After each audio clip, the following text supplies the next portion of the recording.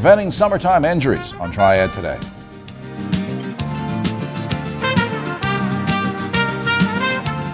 Hello everyone, I'm Jim Longworth and welcome to another edition of Triad Today. Coming up later on, our infamous roundtable, BJ, Keith, Ogie, and myself will talk about Lord knows what, so stand by for the controversy. That's at the end of the show. Between now and then, some good information coming your way. We'll talk about summertime injuries, how to prevent them, so stand by for that. Also, a very special guest from the Paul J. Senior Botanical Garden to tell us all about what's going on at that great facility, that and much more. But first, we turn our attention to a very serious topic indeed, child abuse and how to stop it, how to prevent it.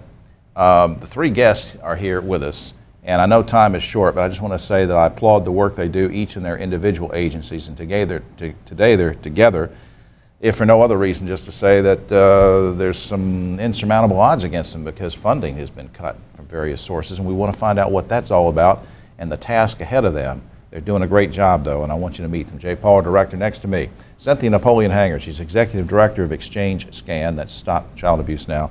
Bob Feikema is President CEO of Family Services, Inc., and new to the area, and we welcome Bob, double welcome there. Iris Sunshine is Executive Director of the Children's Law Center, and we welcome all of you. Bob, maybe you should just start on this, or let's start with Cynthia. Just give me 10 or 15 seconds on what each of the agencies do that you're in charge of. Exchange Scan, tell me about that. Exchange Scan is an agency whose sole mission is the prevention and treatment of child abuse, and so Family Services. Family Services, we provide family counseling, domestic violence and sexual assault services, and early childhood education through the Head Start program. Children's Law Center, Iris. We provide children with quality legal advocacy focusing on domestic violence issues, high conflict custody, and ensuring access to education. Any one of you can answer this, and just one of you step in. I want to know how prevalent child abuse is. Do we have a handle on how bad the situation is? Anybody? Well, there are over 3 million calls across the country that come in to report child abuse and neglect. It is a problem that crosses all kinds of socioeconomic and geographic barriers. It's found in homes that have lots of resources and those that have few. So it's something that really does affect a number of families throughout the community. Bob, while we have you here, let me just ask you too, what precipitated your three agencies, and there are others as well, working together at this time? I know the partial answer to this about some funding problems, but enlighten me. Well, we all received notice in the middle of April that funding that we had expected was going to be cut, and it impacted our programs in different ways. But there were all three programs that respond to the needs of children who are abused or neglected. That's physical abuse, sexual abuse, and neglect.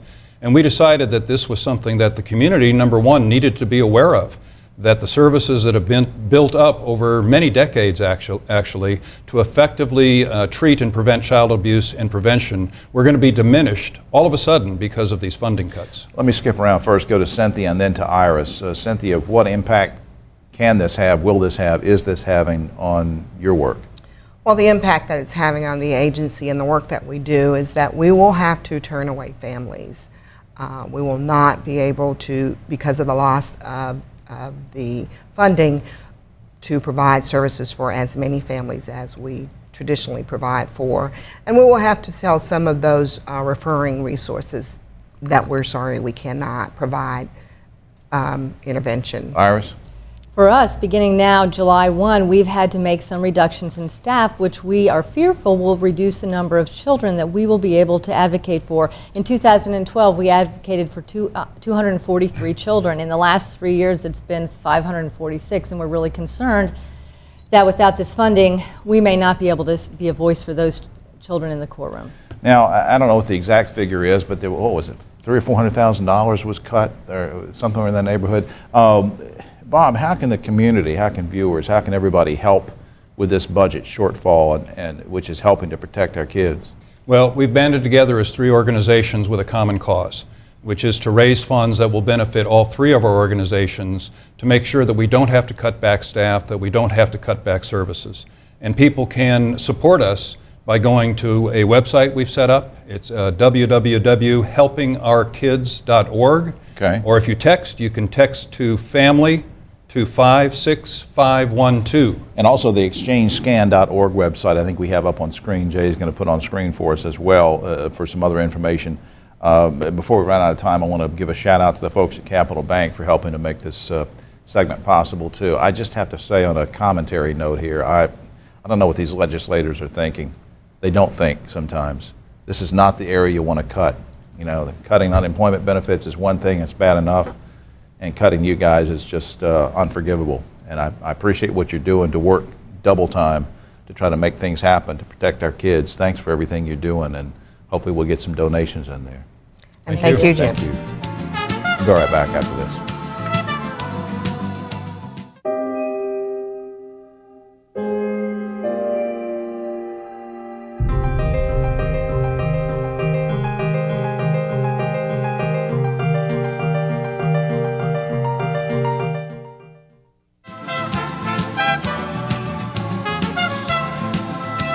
Back now on Triad Today, and we are flying high, and I'm going to tell you why I just said that. Jay Pollard, Director, we can meet two special guests who are in or around or connected to the aviation aeronautics industry. Right next to me is Joe Baddock. He's an instructor of aviation management at GTCC, where our good friend Randy Parker holds court. And Mark Schoenfeld is next to Joe. Mark is Director of Academic Support at Embry-Riddle Aeronautical University. Welcome, guys. Glad to be here. Mark, I'm going to just, I'll spend some time with Joe mainly here in a second, but before I do that, Mark, where is Embry-Riddle? You said there are two residential campuses. Yes, we have a residential campus in Prescott, Arizona and Daytona Beach, Florida, and then we have 150 smaller satellite campuses all around the world. Okay, and we didn't rehearse any of this, but Joe, how did you hook up with Mark? What's the deal? Well, I'm an Embry-Riddle grad. Okay. All my life. I got my associates, my bachelor's, and my master's degree all through Embry-Riddle. From the Daytona? From the Daytona and then worldwide campus. Isn't that something? Just a continual life learning.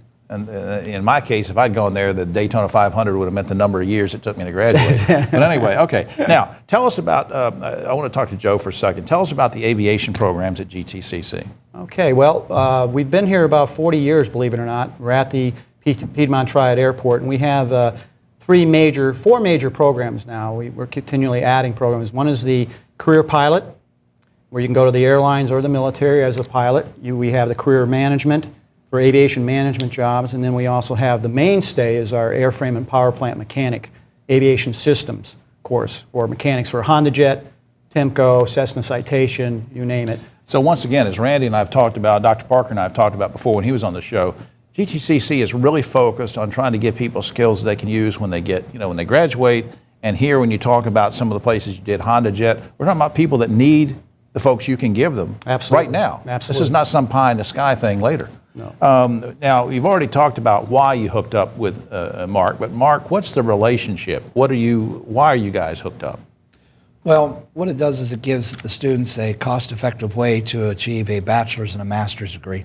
Students will come in and they'll complete their associate's degree with Guilford Technical Community College, and then in their last semester, they will apply for admissions to Embry-Riddle Aeronautical University worldwide. They'll attend their bachelor's program here at Greensboro. It takes about 18 months as opposed to 24 months traditionally to get the bachelor's. Right. And then they can also pursue their master's degree. That's beneficial to a lot of the students that are in the flight program because they need to build their flight hours. So while they're building those flight hours, they can continue their education and come out with their master's degree. Now, is this skewed more toward benefiting folks that want to become pilots, or is this the whole thing, mechanics, management, everything, or just Actually, pilots? Embry-Riddle does it all. In Greensboro, each campus has its own unique set of offerings, but in Greensboro, we offer the Bachelor of Science of Aeronautics, Bachelor of Science of Technical Management, and a Bachelor of Science in Aviation Management, along with a Master of Aeronautical Science and a Master of Science in Management. Joe, there's an open house, or what you're calling, I think you emailed me the other day and said we have an aviation open house, April 18th. What's that all about? Well, it's our showcase of the year, which features all of our classrooms, the whole facilities that's available to potential students. It highlights Embry-Riddle there, what we're doing with them in the partnership. We open up the simulators. We have all our mock-ups displays. We also have all of our airplane on the ramp. We have flight schools come in.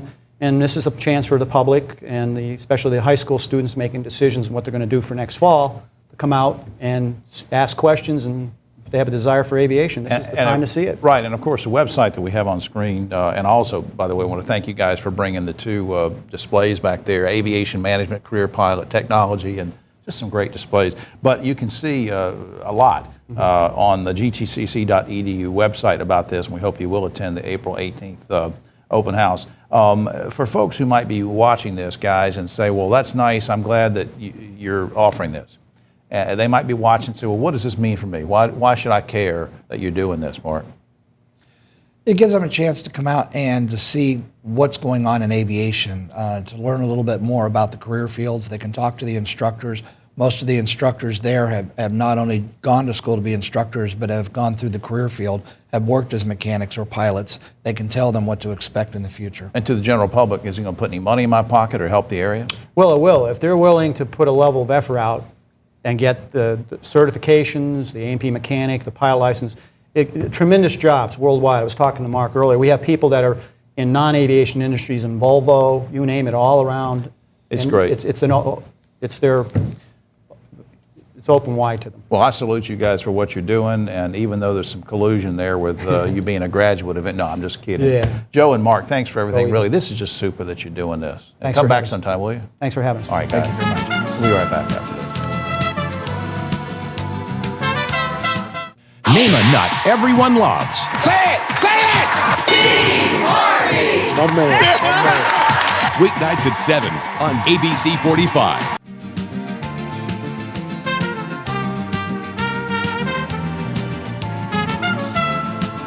Back now on Triad Today, and we welcome one of our good friends from the Paul J. Senior Botanical Garden, J. Paul, our director. We see the lovely Adrienne Rothling, who's garden curator there, and she's been on here several times before. And as far as I'm concerned, she could come every week, but we can't work that out in anybody's schedule. But welcome once again. Good to see you. Because I know you're busy out there. For those who don't know and who maybe have missed some of the other segments, where is the garden located, first of all? It is in the downtown district of Kernersville. All right, and now, sort of, and some people refer to it as a historic downtown district because it's not too far past the Corners Folly thing. What's the difference between a garden? Because we all sort of have a reference point on, oh yeah, I've got a garden at home, I do tomatoes or whatever. What's the difference between a garden and a botanical garden?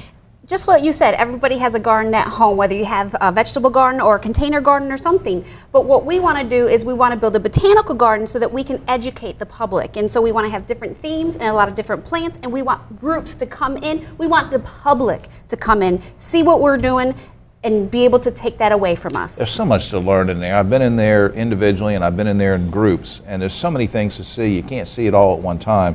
But now, what kind of gardens do you have? What kind of themed gardens do you have?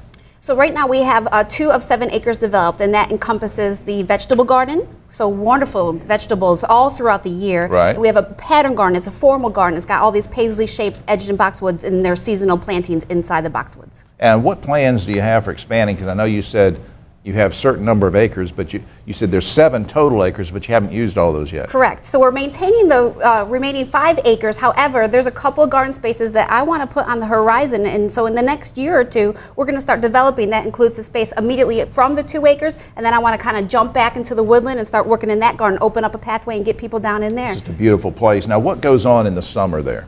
Well, the gardens are just going to be fantastic. We'll have lots of flowers, lots of frenzy of activity with insects and butterflies and hummingbirds and the honeybees. So people need to come and, bring your daycare center so they can see the frenzy. Lots of flowers, and then we have wonderful programs, children's programs, adult programs. Yeah, I've seen some of the things you do with kids. You had, of course, the Home Depot folks come out and did a great thing not too long ago back in the spring. Lots of things for kids to see and learn about. Field trips, teachers, if you're listening, when you get back into school this fall from all over the Triad, the Piedmont, I hope you'll do that. Now, when are you open, and does it cost to get in? No, the gardens are open daily from dawn until dusk. If you'll notice when you come in, there is no gate, so we can't lock you out or in. So come anytime. The gardens are open to the public, and they're free of charge. Now, I went to this event not long ago. It was the first time I'd ever been. It was called Sip and See. I didn't really sip, but I did see. I think it was last month. I did some sipping. Yeah, you did some sipping. Boy. Now tell us what that is and if you're going to have more of them. Yes. So we try to have 2 or 3 sip and sees a year, and what that entails is bringing new people, inviting new people to the garden who have never been before. And of course, that's a lot of people in this area, I'm sort sure. of a wine and cheese and refreshments thing. Yes, and so it's an invite friends of the garden, of colleagues, of acquaintances. We're trying to invite more and more people to the garden. What folks at home you may not realize is that, and depending on where you live, it doesn't matter. I mean, you can come in, just call them up or go to the website. We're going to show you that in a second. But you can rent out the facility. They have a big new, what do you call the big building? A welcome center, The welcome but it center. has It's an event huge. center inside. I mean, you can have, I've seen them have community dinners, economic development things. You can seat hundreds of people in there. People are going in there to have weddings and out around the grounds and beautiful places to get photography. So, aside from just coming over and enjoying the garden, you can do that. Let me put up some information on screen in case you want to come or donate money or volunteer or just rent out the facility for something. It's up on screen, seniorbotanicalgarden.org. The number is 996-7888. And you have, I think, a few seconds left. There's a Chip Calloway lecture series. When does that start? It starts in September. Yep. Get ready for that. That's great too. Lots of good information out there. It's a great thing for families and everybody. So we appreciate Adrian coming by, and you're headed back out there to do some gardening. I'm going to go do some weeding. Busy girl. Thank you. All right, do some weeding in my yard. We'll be right back after this.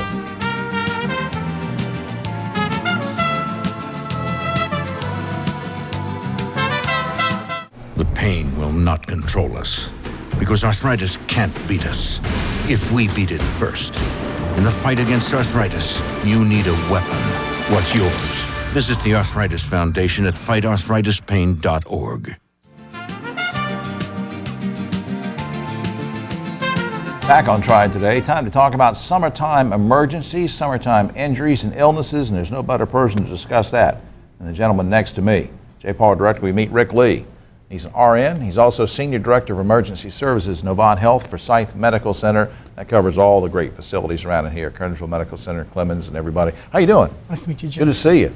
It's the appropriate time of year to talk about this. Let me ask you the obvious. Which types of injuries do you treat which typically increase during summer months? Wow, that wonderful weather. During the summer months, we tend to see injuries related to getting out into the weather.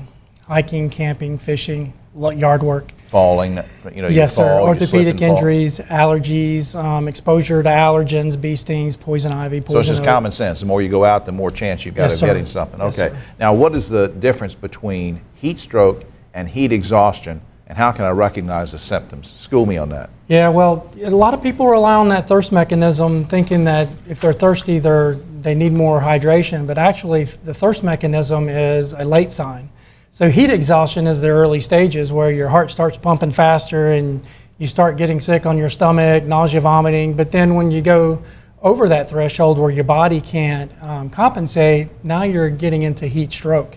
And now you need more emergency care, and you're needing more aggressive treatment like IV fluids. So what do you do if you're going to do a lot of strenuous activity when it's hot weather in the 90s, maybe 100 degrees? Are you saying you should just keep hydrated in the beginning, or what's the deal? Yes, you got to stay hydrated, and you got to stay ahead of that curve. And if you're starting to get thirsty, that means you're behind. And not overdo it? Correct. Because a lot of people push themselves and say, "Oh, this is how I get in shape. I push myself." That doesn't make much sense sometimes. No, it doesn't. And we teach them you got to stay in tune with your heartbeat, because your heart starts pumping faster when you start getting behind. Air quality. We've covered this topic before in various ways, but not this way. If in the summertime the air quality, let's say, is worse or it's bad, who's most affected by that? We see a lot of patients with asthma, COPD, comorbidities like diabetes, and a lot of bronchitis. That's actually our top three summer-related illnesses during the summer months. Today's economy, families try to turn down the air condition when they need to be turning up the air conditioning and staying cool. Yeah, staying inside. Many of us, as you said, are going to spend a lot of time outdoors. You referenced something about, we talked about insects before, but what about if you're going out in the backyard, you're going into the woods, around the creek, exploring or whatever?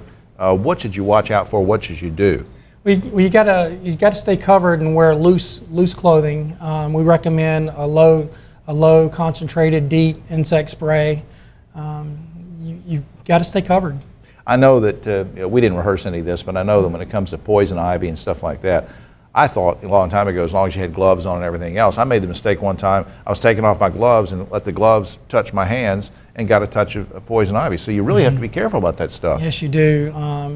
Any of that fluid that you expose yourself to or spread, we preach hand washing and hygiene, because if you're sitting there scratching and irritating, then you've got a high risk of spreading that. Right. Now, how do I know whether my injury or illness should be treated by you guys in an ER setting, or is it okay just to call up the primary doctor and make an appointment and go over in the next couple of days? How do I know the difference? Great question. And we established a Care Connections line, which is a nurse 24/7 that will talk to you over the phone, and she will go through a treatment algorithm, and based on your complaints or chief complaints or symptoms, we could place you in the right venue of care or the most appropriate place. Not everyone requires emergency care, so we could. The Care Connections person might tell you it's okay to go to the doctor. Yes, sir. You know, it's a fairly new service. I just think this is great. We're going to put this up on screen, not only the general website, which is on there, but also Care Connections. I want to make sure we put that up with the phone number 718-7070. That's right? Yes, sir. 718-7070. It's an invaluable service. I can't say enough about that, and I applaud the folks at Novant for putting it up there. And thank you for taking time away from the job to give us some good information, Rick. Thank you, Jim. Thanks a lot. Be right back.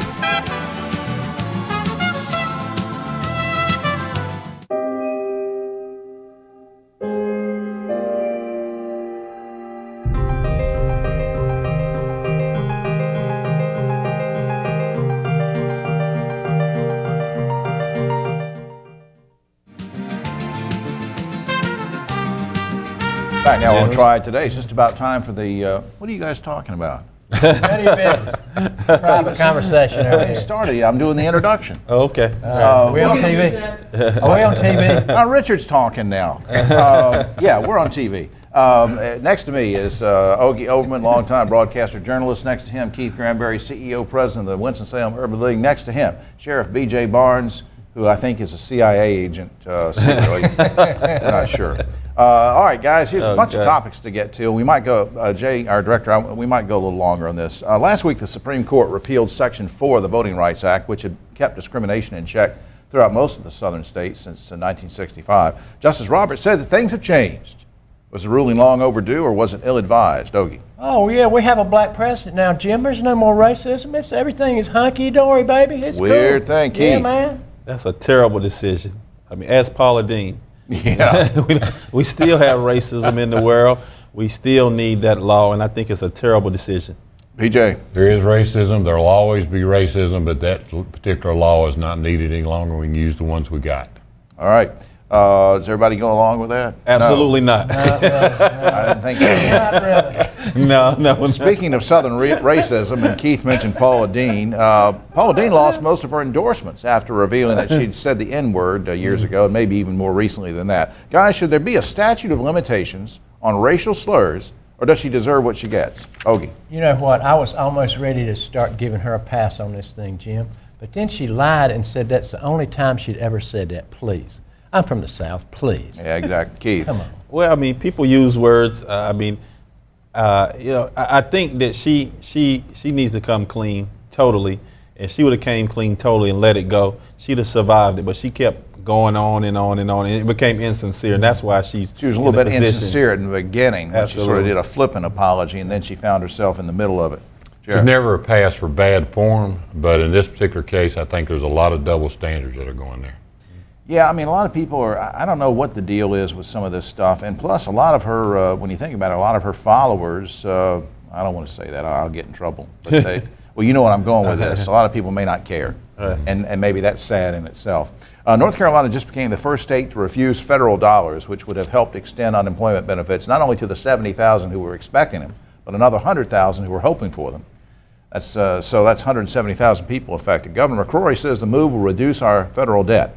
Decision a necessary budget move or just plain cruel? Ogie. Well, BJ and I are going to differ on this one too. I just interviewed the governor, and he makes a good case. But I tell you, there's an element of human compassion there. This budget, North Carolina is as sovereign as any state in the union. We were the only state that refused the funds. McCrory's saying, well, we got to pay them back. Well, whoop-de-doo, pay it back, whatever. A lot of people suffering on this, Keith. A lot of people, and I'm in that business. Yeah. A lot of people are going to suffer. You're talking 70,000. 170,000 coming off the roll. We're already 46 in pay for teachers. I mean, we can't allow people in this economy to be left to their own device. It's just going to be cruel and inhumane of what's going to happen. I mean, the middle manager that lost their shirt now have nowhere to go, and that's the cruel part about it. BJ. I'm not going to disagree with Ogie. The governor did make a good case. I mean, somebody's going to have to pay that money back. And that's what it all comes down What if to. you? But it shouldn't be the middle manager who's been paying money all this time and doing the right thing. It shouldn't be that person who have to pay it back. 170,000 people suffering, and I think some of the legislators like to try to portray them as being deadbeats or something, but any of us who have ever been there before know that you're not deadbeats, and this is a bad move, I think. This week, a new law went into effect in Mississippi which allows citizens to carry handguns even if they have no permit. Will this lead to more crimes or less crimes, Ogie? Well, clearly, more guns equals more crime, more violence, more accidental shootings, more of all bad things can only happen from this. Keith? That's a terrible law, and I know BJ understands that if it's no permit, then criminals can just get a gun and do whatever they want. That's terrible. That's a terrible idea. He's absolutely right. If you don't get a permit, if they don't do a background check, then wrong people may get the guns. The Senate just passed an immigration reform bill which allows illegal immigrants to obtain citizenship after 13 years and those born to illegal immigrants to obtain a green card after 5 years. You guys okay with the waiting periods they're talking about, Ogie? Way too long. I'm glad it's a step in the right direction, but we can do better than that. That's 13 years makes no sense. Mr. Granberry. 13 years? Yeah. That's a long time to wait for citizenship. That's way too long. Too long? Sheriff? I agree, it's too long. They should just start from the beginning and let them come across properly, let them make the right moves that everyone else has made, and then go from there. Yeah, the problem is we got, what, 12 million illegal immigrants who are here, and plus that's not even counting some of the family But members. if you take some of that effort that they're putting and put it at the border and start Absolutely. checking on these folks that are already here, open up all over the United States, open up areas where they can come in and do the proper paperwork. That's what we need is a proper paperwork. A Texas student was recently thrown in jail for repeated truancy. Is jail the proper place for kids who play hooky, Ogie? Not with the adults. I mean, juvie school probably, but not into the joint, no. Keith? I don't know what to say. Throw a kid in jail for playing hooky? I mean, come on. I mean, the kid actually needs to be going to school, but I mean, this is not going to help him. He's going to be put in jail with criminals to learn criminal acts. Yeah, it seems weird, Sheriff. You guys can relate to this. What happened to whippings? That's right. Let the parents handle this. Well, I smarted off the other day, and Keith gave me a whipping. That's right. That's a whole other thing. Richard, how much time do we have? A minute? I want to go, let's do two. Can we do two? I want to get this in. A Delta flight crew recently told 200 passengers that no one could eat peanut products because one person on the plane had an allergy. Is it fair for one person to restrict the rights of everyone else? I give you examples of what happens if somebody's an alcoholic. Well, they say, well, you can't serve drinks, or I have a milk allergy. Is this fair? No, well, that's not a good analogy, Jim, because believe it or not, peanut allergies are airborne. Airborne. And in a closed environment, it really, in this case, I have to side with the people, the airline. Keith? I think they probably need another form of transportation. You're gonna punish the whole plane for someone who has an allergy. Sheriff? Get a shot. If they're airborne, maybe you need to take a look at putting them in a different area of the plane. Putting the people in a different area. Exactly. All right. But that means that with HIPAA, you have to give it away and tell people that you got some kind of allergy or some kind of complicated thing. Finally, this guys, a 71-year-old Connecticut woman was busted last week for prostitution. The question is, would you ever? Now we're talking about somebody that Ogie knows, so let's. Would you ever blow the whistle on a 71-year-old prostitute, Ogie? In this case, I think I'd blow the whistle on the John that was pursuing the 71-year-old prostitute. Interesting. Keith? Whoever is hiring her, put him in jail for life. But you wouldn't blow the whistle on her, No. Sheriff, you're in the law enforcement. I have said it time and time again. I'm telling you that I don't care how old you are, you got to give them credit. And this is from a man who is supposed to enforce the law. That's all the time we have, fortunately. Oh, except for this. Researchers in the Netherlands now say there's such a thing as foot orgasm syndrome, and that women who are affected can experience 5 to 6 foot orgasms every day. In other news, the Nike shoe company is bringing back its slogan, "Just Do It." Do you understand that, Ogie? Yeah. For Ogie and BJ and Keith, always agree on everything. I'm Jim Longworth. We'll see you next time.